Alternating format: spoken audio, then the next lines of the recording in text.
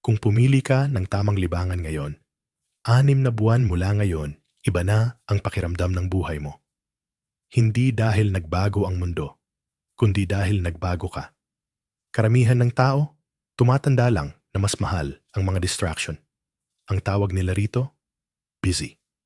Ang tawag nila rito, adulting.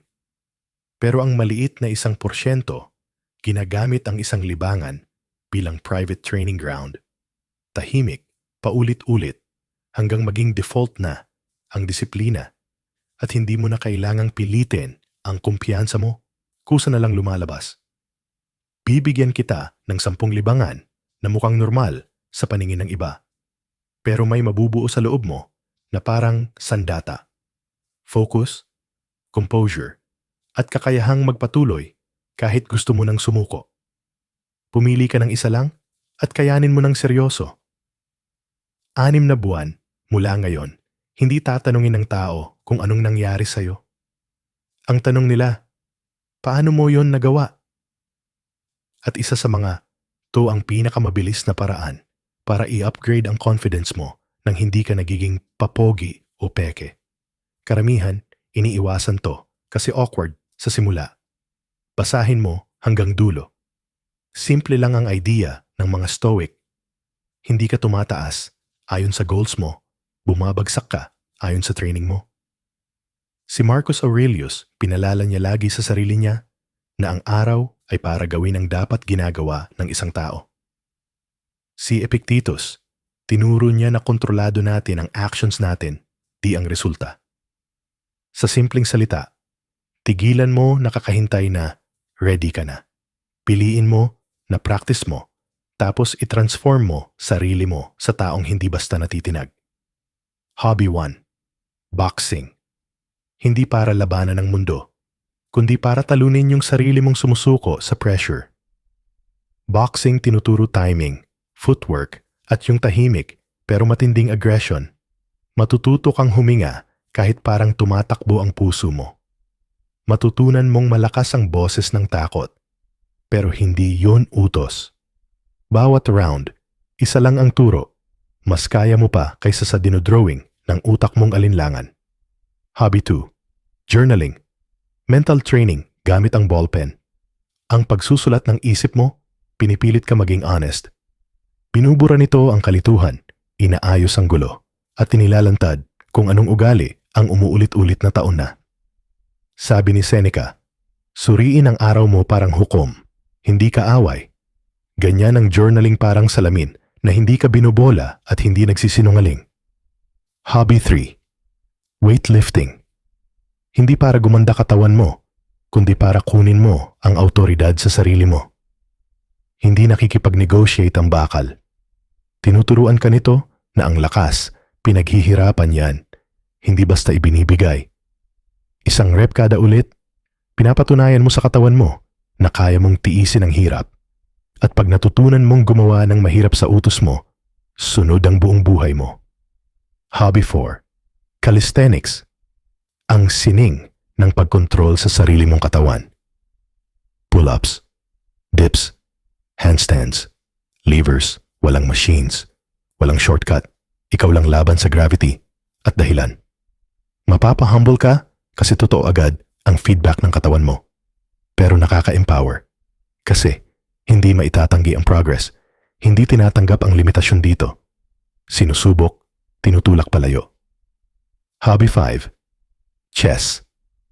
Tahimik na battlefield na nagpaparusa sa pabigla-bigla at nagbibigay gantimpala sa malinaw na pag-iisip. Chess tinuturo patience, long-term thinking, at control sa emosyon. Matututo kang maghintay bago mag-react. Matututo kang isakripisyo ang maliit para sa mas mahalaga. Dala mo yung mindset kahit sa pera, relasyon, at desisyon sa future. Pause muna. Kung may natutunan ka, mag-subscribe ka sa Stoic Spring.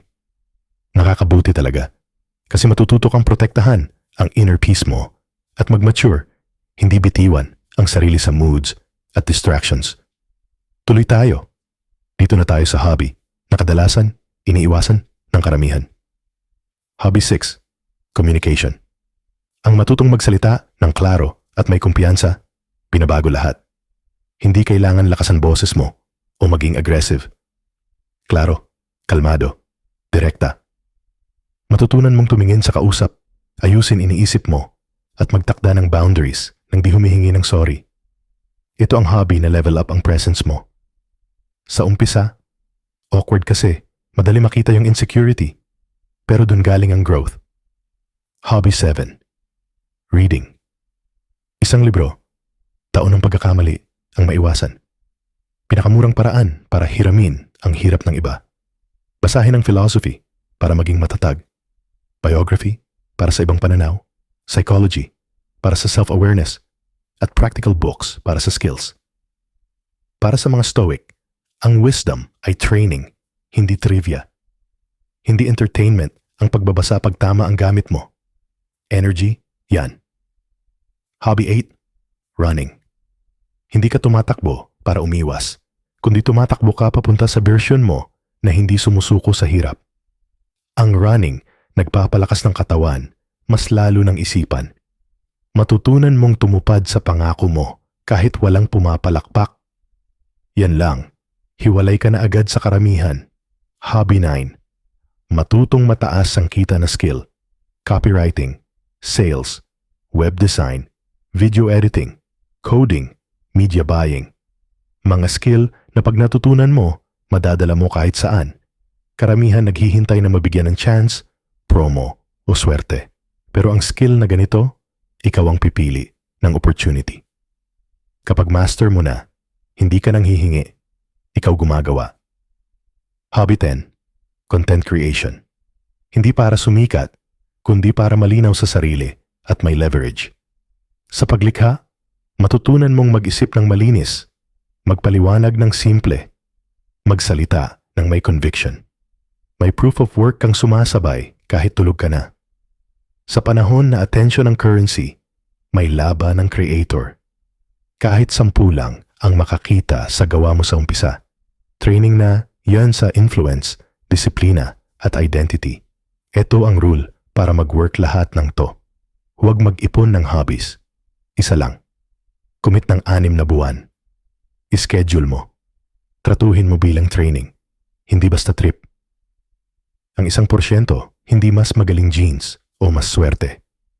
May practice lang sila na hindi nila tinatawaran. Pumili ka ngayong araw. Magsimula ka kahit maliit, pero start na agad.